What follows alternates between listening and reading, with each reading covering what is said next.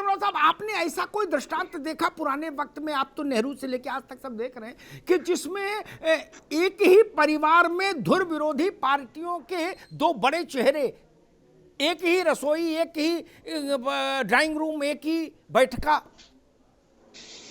कुछ दिनों तक थे। दो बहुएं इंदिरा गांधी की एक ही किचन में खाती थी।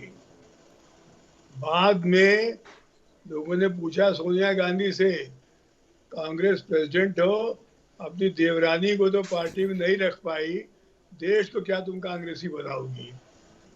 ये सब सवाल उठ चुके हैं पहले भी। ये परिवार का ढकोसला, ये नाटक बहुत अवांछनीय है लोकतंत्र में। आप देश को समाजवादी या भाजपाई बनाने चले हैं और परिवार से शुरुआत कीजिए। परिवार में अवसरवादिता, जो भी सरकार हो, हमारा अधिकार रहेगा, उस सरकार पे प्रभाव रहेगा। ये दिमागी बेईमानी है, इसे प्रोफेशनल मिसकॉन्डक्ट है। ये त्रिपाठी जी, एक बात बताइए, मतलब मुझे ऐसा लगता है कि अब भारत में जो सियासत की में नया वायरस है जो लगभग सबको प्रभावित किया है, सबके फेफड़ों को, वो ये है कि भाई विपक्ष में नहीं रहना। क्या एन केन प्रकारेण कोई जुगत बने, प्रधानी से लेके प्रधानमंत्री तक कहीं कुछ जुगाड़ बन जाए, कुछ हो जाए, मतलब अपने टेलीफोन में जान आ जाए, नहीं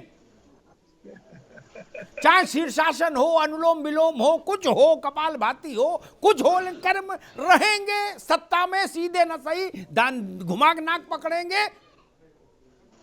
त्रिपाठी जी, हम इस मामले में कांग्रेस के जो लोग अब थोड़े बहुत भी बचे, उनको बड़ा आदर की दृष्टि से देखते हैं।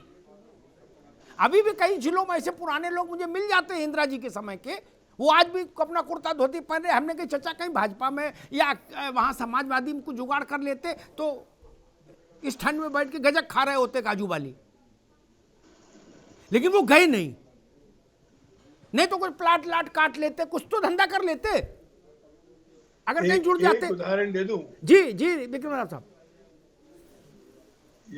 इस जमाने में आचार्य नरेंद्र देव जेपी का आदेश था पार्टी वालों को, किसी भी सरकारी पार्टी के नेता से नहीं मिलोगे, संपर्क नहीं बनाओगे, क्योंकि जनता नाराज होती है, जनता विपक्ष की भूमिका जानती है। अशोक मेहता चले गए राजभवन लखनऊ में, तो दोनों गुजराती थे, के मुंशी गुजराती, अशोक मेहता गुजराती। बहुत डांट पड़ी अशोक मेहता को, बम्बई के समाजवादी नेता को, क्यों मिलने गए थे तुम के मुंशी से? गुजराती हो इसलिए नहीं जाओगे। ये सिद्धांत इस देश में जनसंघ ने अपने एक राष्ट्रीय अध्यक्ष को विदा कर दिया इस बात पर, बिना भरोसे में लिए पार्टी को, संघ परिवार को। वो इंदिरा जी के यहाँ चाय पीने चले गए थे, पार्टी का इनको विदा करो, इनको चिट्ठी दो हाथ में। भैया त्रिपाठी जी, इस मामले में तो मैं कांग्रेस को कहूंगा, जहां भी ऐसा कोई मुझे बुजुर्ग मिलता है, मेरे मन में उसके प्रति श्रद्धा होती है। वो जान रहा है दूर दूर तक नहीं सवेरा है, यहां फिर भी टिका है। नहीं, बिल्कुल आपके वक्तव्य को दो हिस्सों में तोड़ के मैं कहूंगा अमिताभ जी, जो पहले आपने कहा था उससे मैं पूरी तरह सहमत हूं, और जो बाद में आपने कहा उससे पूरी तरह सहमत हूं। पहला हिस्सा ये था कि अभी भी ऐसे लोग हैं जो विपक्ष में हैं और विपक्ष की राजनीति कर रहे हैं, और चूंकि भारतीय राष्ट्रीय कांग्रेस की विचारधारा भारतीय संविधान है, हम गांधी जी, नेहरू जी और अंबेडकर के विचारों को लेकर आगे बढ़ रहे हैं और उन्हीं विचारों पे आगे बढ़ते रहेंगे। और अभी भी देश में लोकतंत्र की चिंता करने वाले, संविधान की चिंता करने वाले बड़ी संख्या में लोग मौजूद हैं और वो कांग्रेस के साथ खड़े हुए हैं।